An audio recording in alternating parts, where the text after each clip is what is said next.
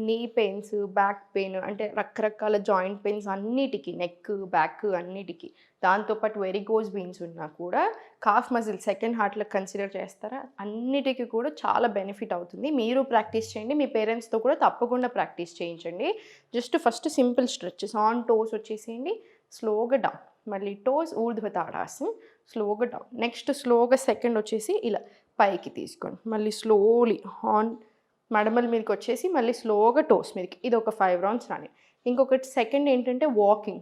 Reverse walking తీసుకోండి. ఇలా first నార్మల్‌గా స్ట్రెయిట్ నడిచేసి స్పైన్, నెక్ అంతా స్ట్రెయిట్ తీసుకోండి. స్పైన్, నెక్ స్ట్రెయిట్ ఉంచి ఇలా రివర్స్ వాకింగ్ తీసుకోండి. ఇలా మ్యాట్ ఏసుకొని అటు నుంచి ఇటు అటు నుంచి ఇటు మళ్ళీ ఇటు నుంచి బ్యాక్ సైడ్ అట్లా రివర్స్ వాకింగ్ అలవాటు చేసుకోండి. జాయింట్స్‌కి చాలా అంటే చాలా మంచిది. ఇంకొక రకమైన వాక్ ఏంటంటే ఇది చాలా కంఫర్టబుల్ ఉంటేనే చేయండి. ఏం పర్వాలేదు. స్లోగా మడమల మీద నుంచి వాక్ చేసుకోండి ఇలాగ. ఇలా మీకు ఎంత కుదిరితే అంతే.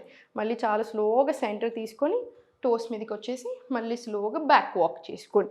దీంతోటి యాంకిల్స్, ఫుట్ పెయిన్ తగ్గడానికి, యాంకిల్స్ స్ట్రెంథెన్ అవ్వడానికి ఇట్లా అన్ని రకాలుగా చాలా చాలా మంచిది. సో, ఎవ్రీడే మీ రొటీన్‌లో అట్‌లీస్ట్ ఒక 5 రౌండ్స్ ఉండేలాగా చూడండి. బాగా బెనిఫిట్ అవుతారు.